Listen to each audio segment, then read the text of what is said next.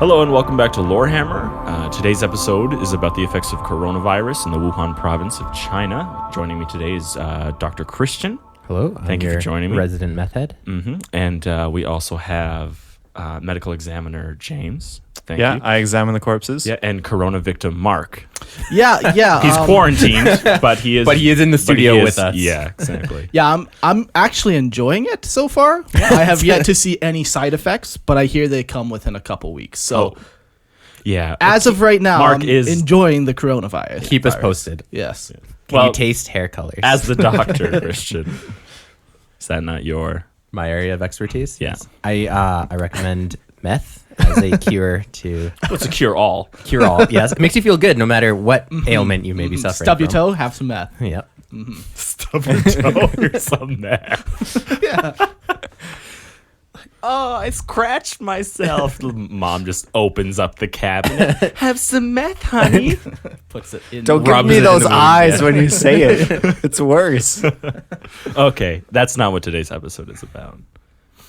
Oh, okay. It's All about right. the Montauk in New York, how the military was doing experiments on children in LSD. They were kidnapping kids. 200,000 waiting. children go missing every year. This in the whole United podcast States. was leading to this moment. All of Lorehammer was a ruse to send this message out on the airwaves. was a Now that we got enough followers, we can tell everyone the truth. Open your eyes, people. Wake up. Montauk is real, though. I would listen to Everything's a podcast. real, Eric. Yeah, Montauk is Bigfoot's real. real. Well, that's tough. Bigfoot is a lot tougher for me to believe in. Not if you believe that he's an intergalactic being. Yeah, if he has the ability to teleport, then absolutely. Then it all makes sense, of Yeah. course. And he does. And Well. he probably killed JFK. He probably actually Definitely has killed like Epstein. some sort of like electromagnetic field around him, which makes the camera distorts. it Yeah, and distorts. it turns him into the images. Shimmer Man. Yeah, Yeah. Well, you're laughing, but that's. I'm not laughing. It's That's probably the just a most snort I logical have. explanation of why every picture is so goddamn blurry. Yeah, because he's the Shimmer Man. Yeah, he's a galactic traveler. Great. I would listen to a podcast of just this, for the record. There's many out there, Christian. No, you specifically talking about this. There's better ones because they're legitimately crazy people. Yeah. and But- believe. Yeah. what they Yeah, But they yeah. also do like real research, whereas Some do. that entire 2 minutes was me just memeing. So I like memeing about other things. I don't like people memeing about Warhammer. No, Warhammer's too serious. It's very serious. Anyone who memes about 40k is just a shithead. Yeah, get out. Yeah, you probably play Tau if you meme about Warhammer. Okay, so episode. We're going to be talking today about the Liber Malleus project, and basically what this is we want to build a chapter, specifically one company. So we've come up with some lore in a way to try to milk you guys for your money, try to get you into it. But yeah, the whole idea is we want to build a company of Marines. So that's going to be like 100 guys and some vehicles, and then we're going to put them on a shelf and display them in the studio.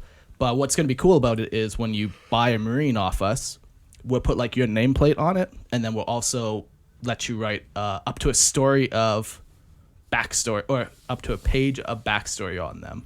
Yeah, you could write like valor that they've done, details, Yeah. maybe a little bit about what world they came from, How Yeah. they died. backstory. Yeah. How they died. Sure. And were reborn through Yeah. the The Rubicon process of becoming a Primaris. space marine. No. No? Yeah. No one's with me on I'm in.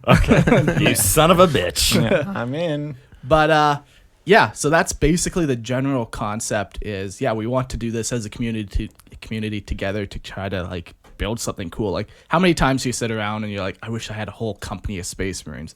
We as a community You can still do that will together. not have. We a won't whole either, company. technically. Yeah. But, It belongs to you, the people. Yeah, exactly. And if ever you come visit us, you play as them. yeah. I have a company of Space Marines.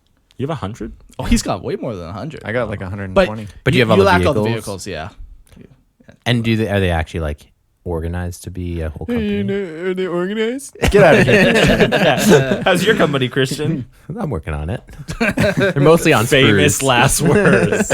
I'm working on it. But yeah, so we wrote up some lore, and we're going to read that off, and then we're going to talk more about how you can get involved in this. Cool. Yeah. So the chapter is called the Liber Malleus. In High Gothic. In High Gothic, and in Low Gothic, it's the Lorehammers. Their founding is the Ultramarines. It was so funny when people read that. They're like, no, Ultramarines. Well, Like, no. You did the Ultramarines because they're the best chapter. They have the best gene seed. Yeah, it just makes sense. Yeah, why would Most you not? chapters come from that. Like, Yeah. Yeah. Because they have the Primarch there. Well, sure. But in no real way are they connected to the Ultramarines. That doesn't really matter. That's just where their gene seed comes from. So I don't want to hear any messages about this. Don't at me. Don't at me. Sick of you guys' shit. All of you. I banned one person and I'm itching to do it again. So God. their founding He's a is monster. Power's gone straight to his head. their founding is the Ultima Founding. Their chapter master is Marcus Secor. Their homeworld is their fleet-based chapter. Homeworld is none. None. They're fleet-based. Basically, I took like the Lexicanum style of writing this out, so I have like a graph here and stuff. So You will be table. putting this online eventually. I hope. yeah, people will be able to see this. We'll make this document probably Yeah. available for people to go through and read. Yeah, without exactly. changing anything. Yeah. Come back and it's just vandalized. Chapter master Marcus Dickhead. Marcus Dickus. Biggest, thickest, Marcus. Smallest Dickus Marcus. It's just us editing and we blame the community. Because you can see the editing history. Yeah. So it's just, why is Eric and Christian just editing this document? Why are they Oh, great. Now they're inserting actual pictures of dicks. Great. Photoshopped on my body. Perfect. Yeah. So their fortress monastery is the Luminous Est, and that's a Grand Cruiser. Their colors are dark gray and orange. Their specialty is intel and exploitation. Their strength is 8 companies, and they're 960 Marines total. Heresy! There's reasons for it. I know. I just wanted to. Intel and exploiting people. Just like- like this podcast. exploiting people like you, James. Exploiting the weaknesses of others. So like they know how to defeat their enemy. They know the perfect place. Yeah. And the perfect time. Yeah, Ah, to strike. yeah. exactly. Yeah. Exactly. You didn't want to say it, but you had to say it. Wow. Has to be said.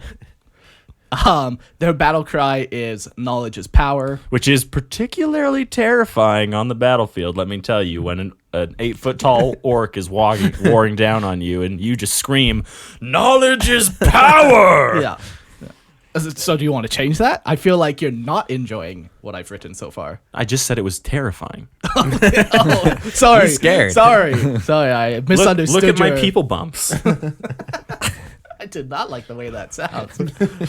People bumps. Fuck me. It's scary. All right. So that's kind of the general overview. We're going to get into their history. I'm not going to read this. Somebody else can. I will read it. Yeah.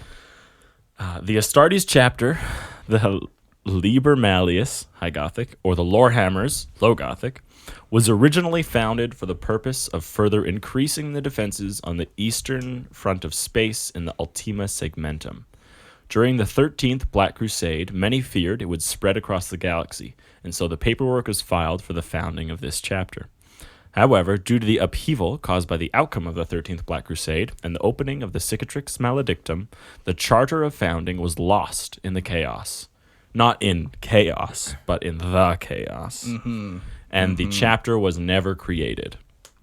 After Rowboat Girlyman's resurrection and the Indomitus Crusade, Gilliman claimed to be bewildered by the sheer scale of mistakes in Imperial catalogs, from simple things like what year it actually was, to big things like why resources are so poorly managed. One such mistake was the filing for the creation of a chapter that was approved but never founded. So with a flick of his wrist, Gilliman signed some documents, and the creation of the chapter, the Liber Malleus, began. Resources were quickly gathered, and Astartes and equipment were made, for Gilliman had a special purpose for the chapter.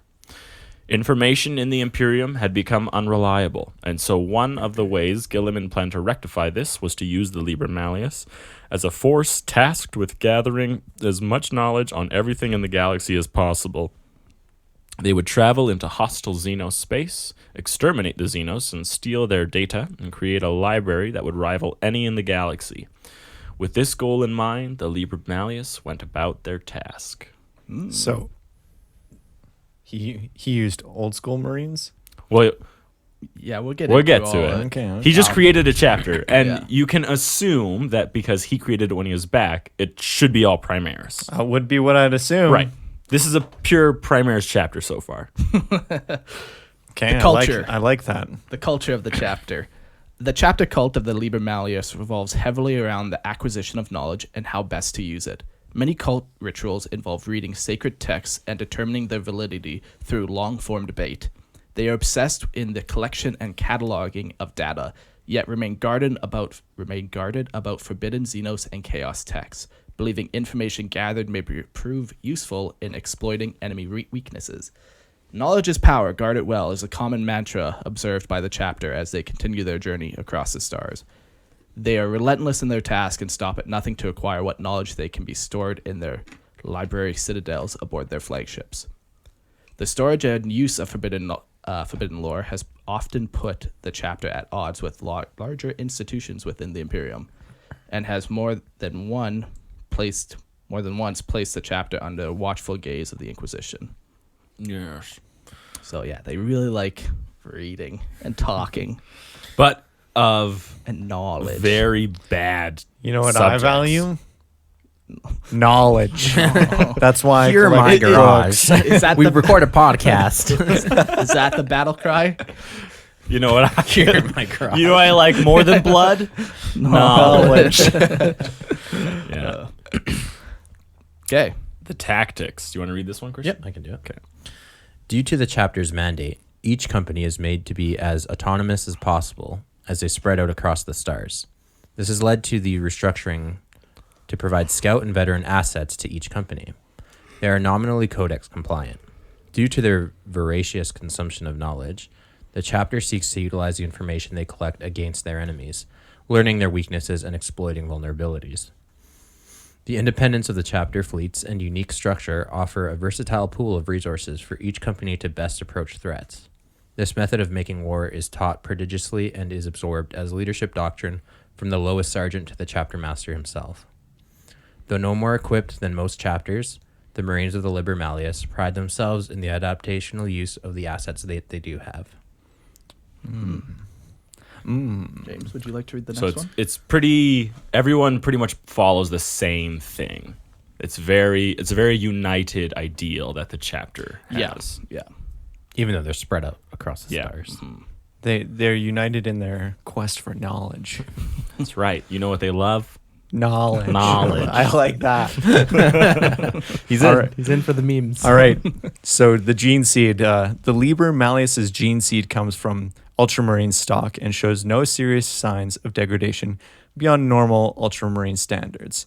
However, there does seem to be an odd amount of Astartes in the chapter with an obsessive mentality and are overly analytical that will often get lost in details or side tangents.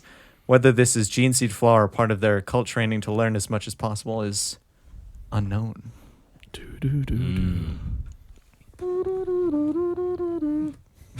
My God.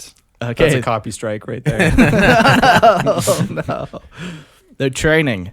Being a fleet-based chapter, the Liber Malleus recruiting is done by selecting anyone deemed worthy and genetically suitable in their travels. Aspirants are then subject to standard Astartes tests and physical and mental tests. As they undergo the surgeries required to become an Astartes, they are also heavily indoctrinated in the chapter cult. Battle Brothers' first combat roles will be in the scout squads, and then advance through Devastators, Assault, and Tactical Marines. Truly skilled will become the veterans in the company. Ranks such as Sergeant, Lieutenant, Librarian, Apothecary, etc. will be given out based on individual merit and availability of position. And this is the first taste we get of no Primaris. Because they are Devastators, Assault, and Tactical Marines. I wonder why. Stay tuned. It's probably a preference thing. Someone just was really butthurt about the release of the new Indominus boys. The organization. A unique thing about the Liber Malleus is that as of so far, there is no Primaris in the chapter. Another prime example of the miscommunication of the Imperium. The chapter paperwork being filled out before the introduction of the Primaris, that when the time came to create the chapter, they followed that paperwork order as opposed to Guilliman's direction. With Guilliman rewriting the Codex Astartes, he also took the liberty to try a different organizational method for the Liber Malleus.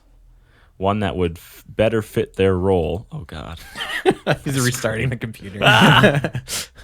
One that would better fit their role and tactics. Being a fleet-based chapter, the main difference is every company is self-sufficient because the need to travel far and wide keeps the chapter isolated from other parts. Because of this, there is no 1st Veteran Company or 10th Scout Company, and instead each company has 10 veterans and maintains their own scouts. There are also only 8 companies in total, all of them being battle companies. Each company consists of a command squad, 10 veterans, 60 tactical marines, 20 assault marines, 20 devastators, and a scout squad, as well as a complement of vehicles from the armory and the fleet. So it was a mistake. Sure. A My mistake. This whole project was a mistake.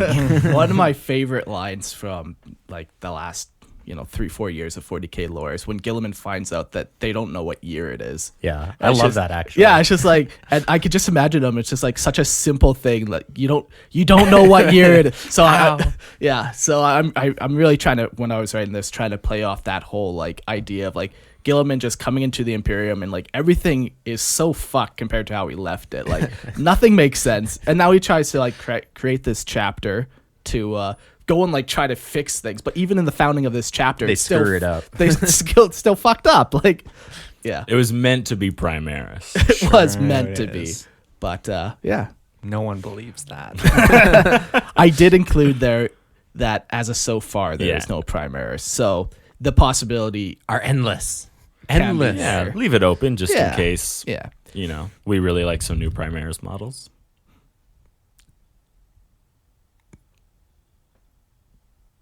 Okay.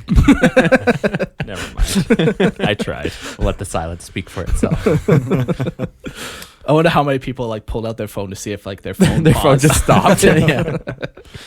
Idiots. They're all fucking idiots. The heraldry. Eric, you want to read the final one? Sure. Maybe that's not the final one, but Heraldry. The Astartes of the Liber Malleus are clad in dark gray power armor. Their weapon casing, as well as the rims on their shoulder pauldrons, are orange. The chapter symbol is on the left shoulder. Company markings are worn on the right knee, while their current campaign badge is worn on the left. Squad markings are worn on the right shoulder pad. Battle Brothers have a gray helmet with white face plate. Veterans have a white helmet. Sergeants have a red helmet. Veteran sergeants have a red helmet with a white vertical stripe. Lieutenants have an orange helmet, and captains have an orange helmet with a white vertical stripe. Veteran sergeants, lieutenants, and captains all have the honor of wearing personal heraldry on a shield on their left shoulder. Special ranks wear the color of their office on their entire power armor.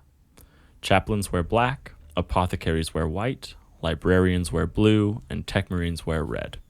The Liber Malleus are often adorned in purity seals and other parchment containing knowledge that the company has acquired. so one of the things I always liked about like an Astartes chapter was like it's fully laid out. You know exactly how many guys are in it. You know like where everything is, how everything belongs. When you look at a marine, you can actually pick out individual heraldry. Like, oh, I know exactly what that symbol on his left knee means. Like, it all has meaning behind it. It's not just like orcs where it's just fucking random or something like that. I really like that. And one thing I'm going to incorporate into this project is campaign badges. So I'll talk a little bit more about that. But campaign badges are on their left knee. Yeah. And yeah, just keep that in mind. We'll talk about that later. That's right. So I did a bunch of images and stuff. When you're going through the documents, you'll be able to see like all the progression of like the helmet colors and stuff, and it makes sense. It looks better than when you just ramble off a bunch of words, as you know, trying to describe something always does. Mm-hmm. So yeah, we got some characters in the chapter, so we'll go through them real quick here. The first one is Reboot Guilliman, and though he's not a part of the chapter, he did found the chapter. So this is his quote: "I need this lore hammered out." And he is rumored to have said this during the signing of the writ of reclamation at the formation of the Liber Malleus. It's canon. Rumored to have Rumored, said yeah. that. Rumored. I like to think that the chapter master had a fever dream, because he actually has those quite often. Oh, he does. And He's plagued by such yeah. things. And in one of those, he had a dream of Reboot signing the document, and he just like Reboot like said to himself, like in desperation, like, I need this lore hammered out. And Marcus Secor, the chapter master, is the only one who heard it, and it came to him in this dream, and so now he's like, this is my duty to hammer out this lore. Exactly. So we based a lot of these characters off of people on the podcast, obviously. There's Loosely based. So we'll go through some of them. So the chapter master is Marcus Secor. Is that one based off of? Me, if you believe it or not. Okay, interesting. Actually, it's based on Trevor Buzak. No, Was no, the we got- inspiration. We got another guy based off him. But his quote is, I do not need to read the text to understand how to defeat you, foul Xenos. And he is known to be fond of saying this before slaying enemy commanders in single combat. I actually remember him saying, "I paid the points." I paid the points, I can bring it. Or it's the intent of the rules. That's The intent is also important. I clearly would has a have lot line of of quotes. sight if I modeled it standing up. I would have line of sight. No, just stick the gun out the window. You sons of bitches. those are the quotes that really stand out in my mind of that particular guy. I will have to add those in somehow. Okay, up next we got the Master of Sanctity, Eric. Hold on, I want to do his voice. Okay. I'm just kidding. Go for it. No. I couldn't do him justice. Now I'm nervous. Is it just my voice? No, it's not. I know exactly whose voice it is. It is simpler. Is that what you sound like in your head, Eric? He's an old man. He's practically 30. Oh my god.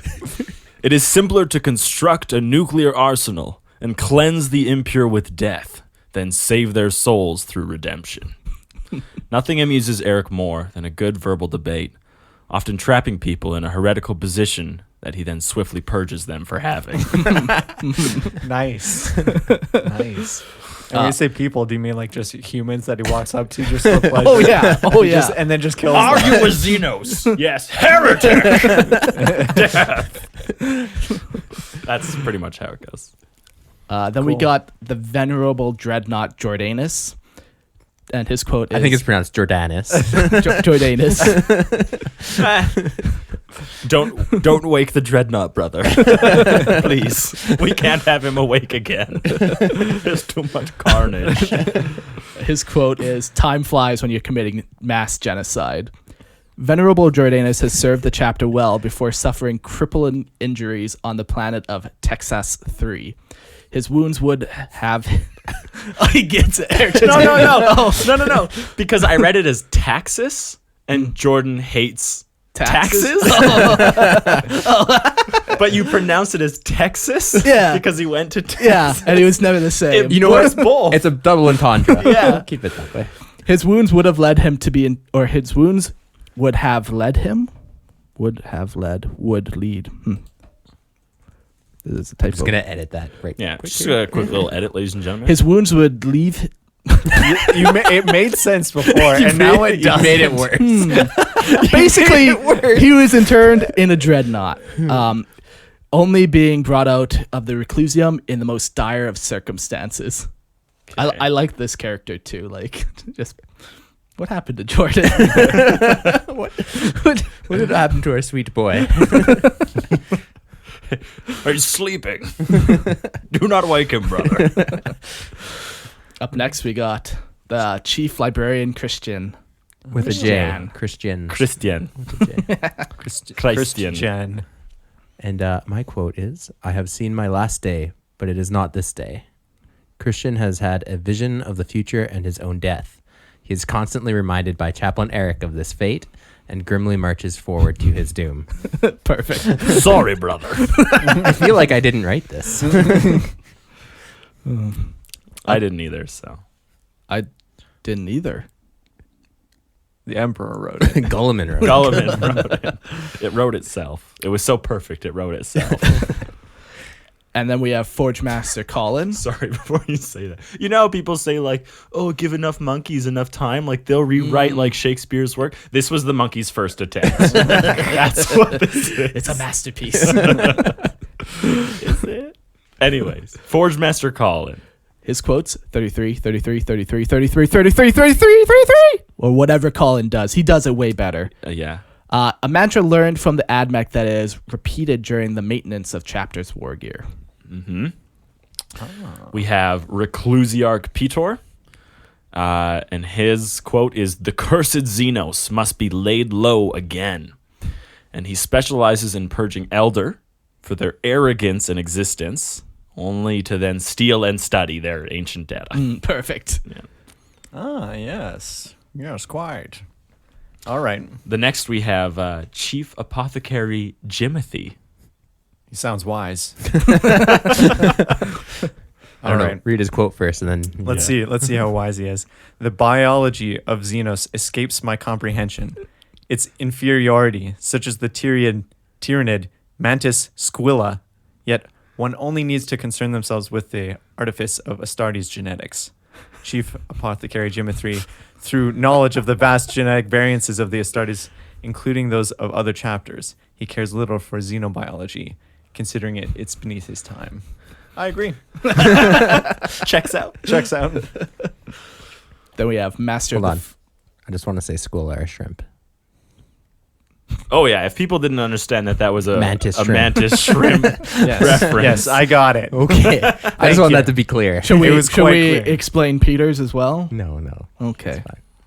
Sorry, Petor's. Sorry, yeah. Reclusiarch. Yeah. Petor. Then we have the Master of the Fleet and Equerry, Demetrius, or more commonly known to the common man, Well, Rio. Demetrius is his High Gothic name. Yeah, and Rio is his. He's a very educated man, and he. But none of us, we don't speak High Gothic. We No. only speak Low Gothic, so we call him Rio. And his quotes, never underestimate the power of philosophy. And he has been known to parley with the Tau, allegedly to gain insight and knowledge before their inevitable destruction. You know what he loves? You know what he I loves? can take a guess. Is it Loves knowledge? You can't even say it anymore. You're so giggling. And then we got the chapter champion, Trevor Buzak. That is an outlandish accusation. He's a staunch defender of the chapter and the way it operates, and more specifically, Chapter Master Marcus Secor and his official statements and decrees. Yeah, chapter champion Trevor Buzak drinks the Kool-Aid. Oh yeah, full on. He's deep in it. Yeah, Yeah, he's he'll take any bullet for anything that is said by anyone in the chapter. yeah. Yeah, Now, quick question. yeah. Has the chapter master and the chapter champion ever been seen in the same room at the No. same time? Oddly enough, no. No. Even though the chapter champion is the honor guard of the chapter master. They it's one of those weird things, like the chapter master leaves and then the chapter champion enters from a different door, and it's like, did I miss him? Yeah. Again? Like, let me see tell me what he said. And then he's like, yes, emphatically yes. And then he leaves, and he's And like, the I'm gonna chapter go master find comes him. back And then in. the chapter master comes out a different door, and he's like, where's that goddamn chapter champion? I need him. Yeah. And then finally, we got the chapter ancient Paul. Yes, my art is drawn with blade and bolter. Ancient beyond counting, yet known for his youthful vigor, Paul has been appointed the bearer of the chapter's most sacred standard, the chapter banner. For those of you who don't know who this is, he's been on, I think, only like a couple episodes. Yeah. But he's actually the guy who drew up our Lorehammer logo, so feels appropriate that he should carry it into battle. That's right. Well, feels appropriate that he should protect it with his life. Yes. Yeah. So, we got some other stuff. The Fortress Monastery.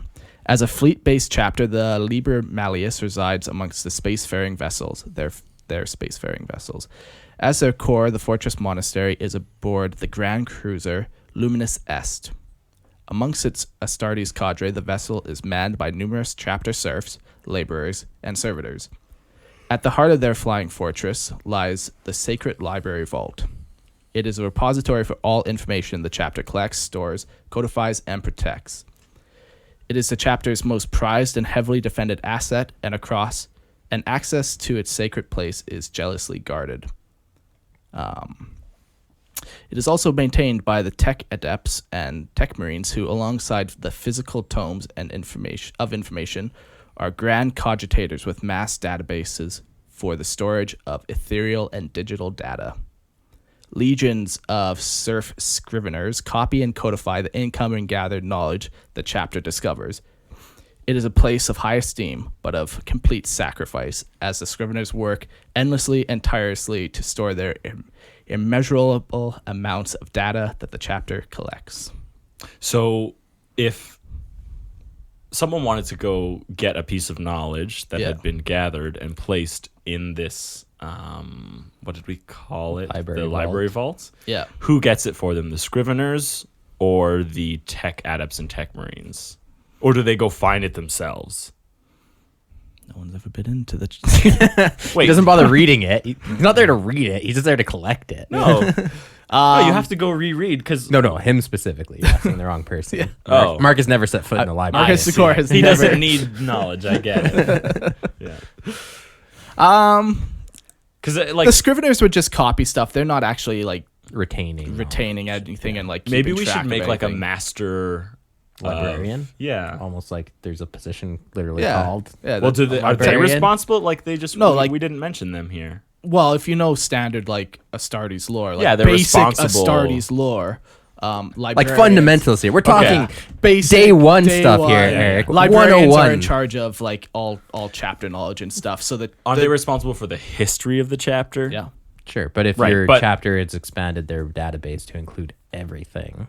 Right, but why would they be responsible for notes gathered on orc colonies when it has nothing to do with the chapter itself? That I always they're assumed. responsible for the library. They're responsible for any knowledge. Okay, I assumed it was communication. purely like chapter history, deeds, No. like things pertaining specifically to the chapter. Yeah, sure. No, I don't think It's just so, you didn't 'cause they list- have like keys of knowledge. You just and didn't stuff. list anything about the librarians in here, so I was wondering maybe if they had I their think own it was just separate. taken for granted that Yeah, some I think entitled yeah. librarian would be in charge of a library, perhaps. But Yeah, I, don't I know. think I could be maybe- crazy.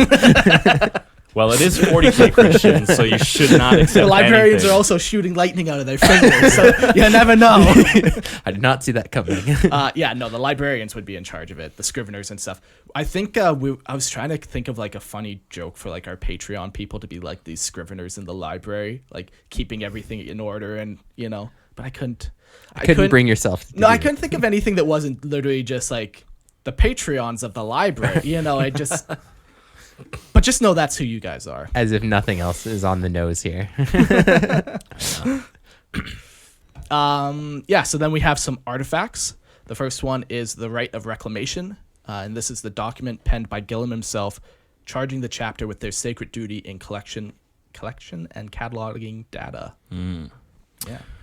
So they can show this to pretty much anyone and pretty much Who just- starts questioning like, hey, why are you taking that information Yeah. that should be destroyed? yeah, or even. But it like- also is kind of cool. It obviously would be a very sacred relic. Oh, yeah. To them, like to have like their founding document. document. Yeah. Yeah. Like their constitution. I'd die for that piece of paper. Yeah, for that piece of paper. Ridiculous. Anyways, I don't believe in democracy. no, not really. Eric wants a technocracy that's really run by him. It's just a dictatorship. Just say it. Wrapped Just say in a you want a technocracy. dictator. It's not a dictatorship. like technically he won't be dictating anyone when he exterminates the whole world population. Yeah, it's With the tough- nukes he It's handcrafts. tough to tell anyone what Exactly. to do if there's no one to do the thing. Yeah, so technically it's not a dictatorship. if you're the only one left. yeah. So the next relic is the Lorehammer. It is a finely ornate, massive two-handed thunderhammer wielded by the chapter master. It was a gift from an inquisitor seeking permission to gain entry into the Luminous Est libraries. Oddly enough, the inquisitor was never seen again after he entered the Luminous Est. Knowledge is power. Guard it well. Some say He's He still got in there.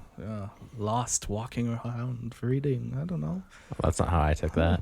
Oh, Sounds I like assumed he was sounds dead. like the That's a duplicitous chapter master murdered him. Yes. And then said, "No, it was a gift." Well, for anyone who thinks that, let me show you to the Luminous Library. It's a great. I can place. show you the knowledge of how it happened Yeah. because we have it It's recorded documented right here. here. Yeah. Silver Skull of Brant the Broken. Once a chapter serf who delighted in nothing more than working 20-hour days in the engine rooms of the Terminus Est. Upon his death, his skull was removed from his broken, overworked body, and the cogitators and hover engines were added. The servo skull now serves for all eternity, never needing to be turned off. He's never been more joyful. He's never been happier. He's finally achieved his own nirvana. Yeah, this is I can work pinnacle. forever. This is the peak of his existence. And the final relic we got is broken glass shard. It's important. The shard of a glass. Someone else can read this one. It's a shard of glass with the chapter symbol on it, found in deep space from the destroyed Liber Malleus strike cruiser Skylar. It is unknown what happened to the vessel and its crews, it is unknown what happened to the vessel and its crew, and it remains one of the great mysteries of the chapter. Do do do do. I feel like there's a story there. Is there going to be a spin-off series? And maybe. The stories of Skylar in space? Yeah. What was his first name? It's just the name of the ship. No. Yeah, the name of the Oh, ship the was captain. Skylar. Yeah. No, Oh, the the ship. captain. The guy ship who is made called us Skylar. this glass plate. Luke? Where does My God. where are you getting this? Luke Skylar? Luke Skywalker? Oh, no. There's a guy actually You have named a Star Wars podcast. And you didn't get that. Yeah, no, the guy who made us this glass shard, his name's Skylar. Yes, I know. Oh, okay. I knew that. I was just trying to be an asshole. Well, it works. I can't keep track of who knows who and what knows what. I know everything. That's literally your one job. That's the whole reason you founded a chapter. Look, I was not tasked with reading. Foul Christian. I was. So yeah, that's the chapter's lore.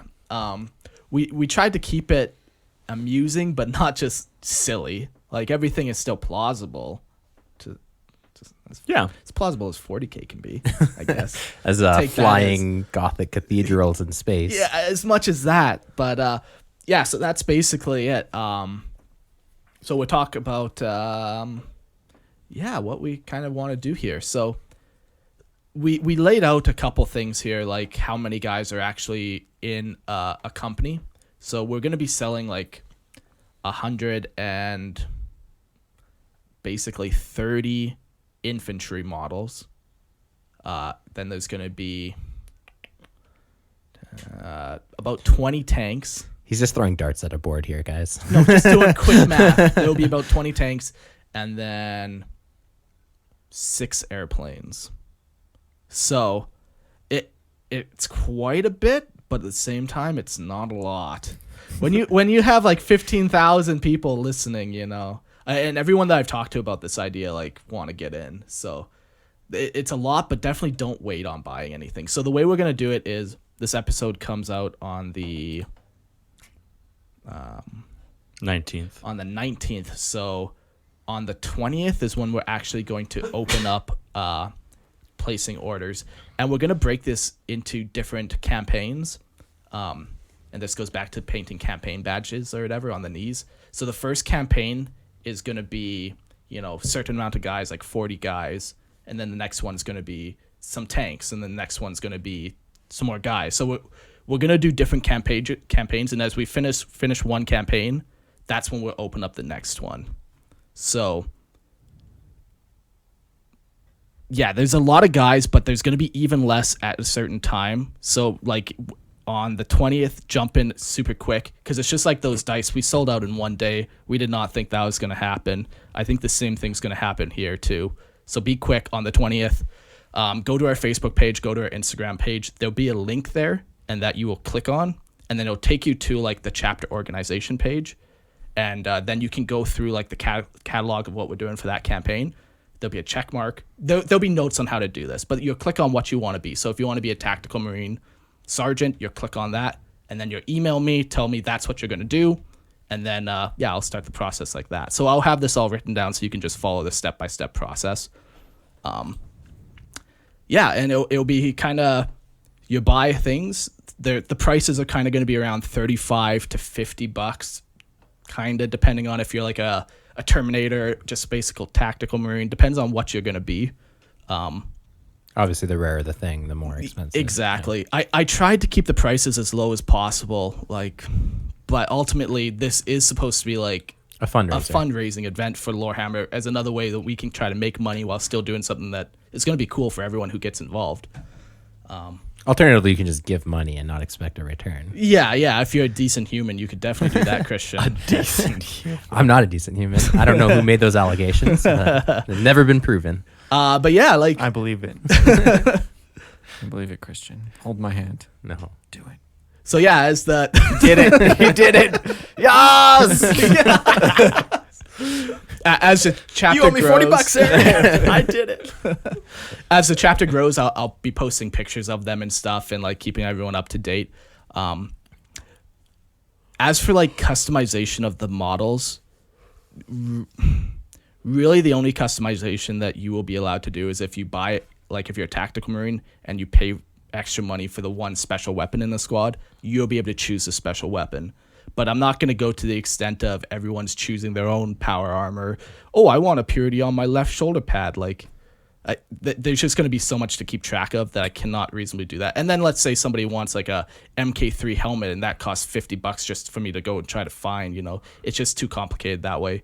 Could we bribe you enough to do it? I can be If bribed I bought for you the whole anything. box set. Yeah, of course I'm open to options, but just think if you are going to do this, I'm going to charge you ridiculous amounts of money because I'm already going to be making only like $2 an hour on this project, Yeah, it's a reasonable ask. Yeah, exactly. When you look at all the pricing and stuff of everything, it's all laid out how I got the price.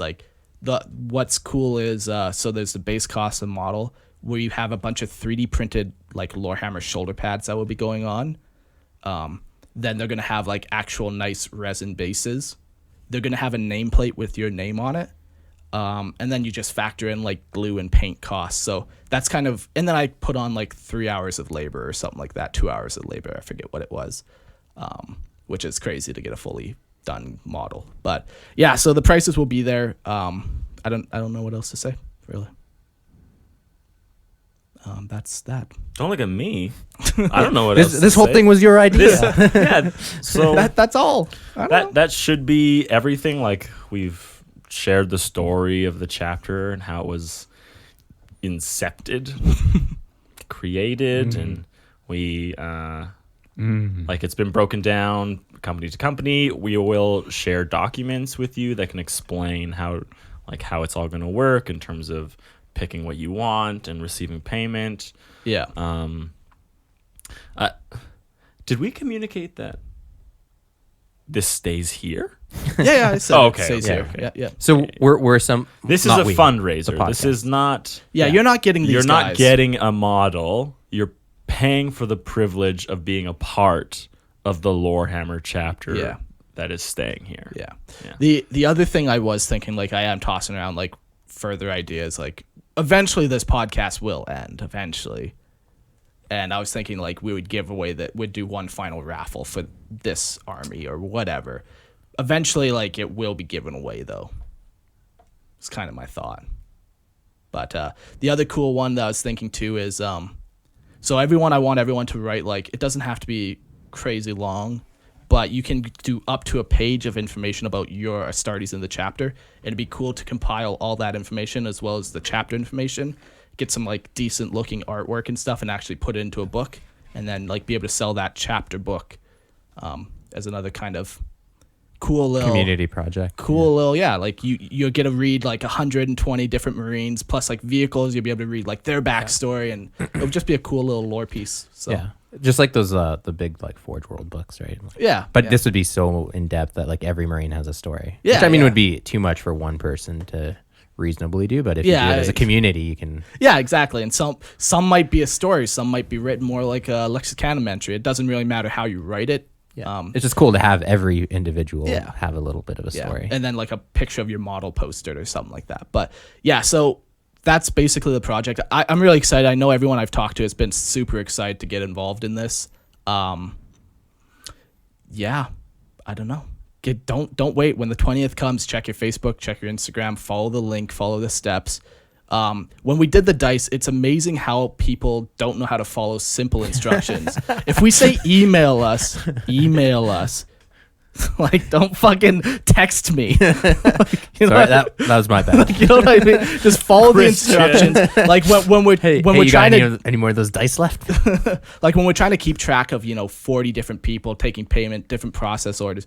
Keep it simple for us. Just follow the instructions. If you have a question, let us know, but follow the instructions. We'll make them simple enough that I can follow them. So they're gonna be simple. Should be not difficult. No. Yeah, I'm super excited. It'll be cool to see this project grow. It will. It'll be cool to see the, squad by squad as you get more. Yeah. So yeah, that's I just want to say I'm hopeful to see the entire chapter come that's no to way. fruition. Depending on how this goes, like obviously let's just sell a company first before we get too crazy. But I would be open to the idea of a Primaris company after. But let's just focus on one first. Let's get one completely done, because I would hate for this project to just get like Petered 99% of the way. So Yeah, that would be Yeah. awkward. so jump in on it super quick. Cool. Anything else we want to share about the Liber Malleus? I was going to tell you about how my week went, but okay. We're just talking about this. Specifically about the Liber Malleus. Yeah. That's for our other podcast. Oh, I guess so. One thing I don't think I did say. So those campaign badges, did I say? Touched on it, but Yeah. go so into like detail. we're gonna go into the on the 20th, we're gonna be selling a batch of Marines. I think it's 40 guys to start with, 2 tactical squads, a Devastator squad, and an assault squad. So everyone in that first batch is gonna get one campaign badge, a specific one on their knee. Then the next campaign that we do, they'll get a different campaign badge. So as you look across the chapter, you'll kind of see which Who was campaign. where, yeah. Yeah, exactly. Where you kind of got in on it. It's just another kind of little thing. Yeah, it's a cool you know? little detail Yeah. for sure. I like that. I like it a lot. Yeah. That's all. Yeah. Okay. Cool. We did it. Thanks for listening, guys. Support us on Patreon. Be a decent human and give us $1 a month. So, Eric's just shaking his head. That's just weird logic. If you don't give $1 to Lorehammer, you piece of shit. Yeah. You're probably going to hell. There's the Christian, communists, do you, and then do you give there's $1 those to people. Lorehammer? No, he doesn't. No. He's a piece of shit. Oh, I have very Mark, do you give $1 to Lorehammer? I don't have $1 to give. You piece of shit. Eric, do you give $1 to Lorehammer? I do not. You Say know who it does give money You though? piece. in this room? Jimothy. Yeah, I do, and I'm not happy about BBC for Eric. Yeah. I like throwing that little dig in there for you. it. Not happy about that. It was worth paying the money just to make you have to read BBC for Eric. I got off to that. Don't like that. His phone gets a text message, BBC for Eric. It's just your voice going over. Just a little- That's his notification. And every Whenever time he you gets a text text me. from me. Yeah. BBC for Eric. Anyways. Perfect. Okay, cool. Cool. Next episode's going to be out eventually here Oh, yeah, obviously. at some point in time. We in do the future. episodes. We do episode. It's going to be on the Black Crusades Part 2. Still, yeah. So it's going to be pretty cool. Yeah, it's been a lot of crazy things about chaos and people and memes. Don't like it. Yeah. Anyways, thanks for listening, guys. We'll see you next time. Coming from Master of Sanctity Eric. May your nuclear arsenal always work, Uh-huh. and all your Xenos be purged. Thank you. You're welcome. What an uplifting way to end this. That's right. Just try and give the people some hope. You know. All right. If you pay points for the hope, you can get it. I paid points for it. Okay. Jeez, I'm ending it now.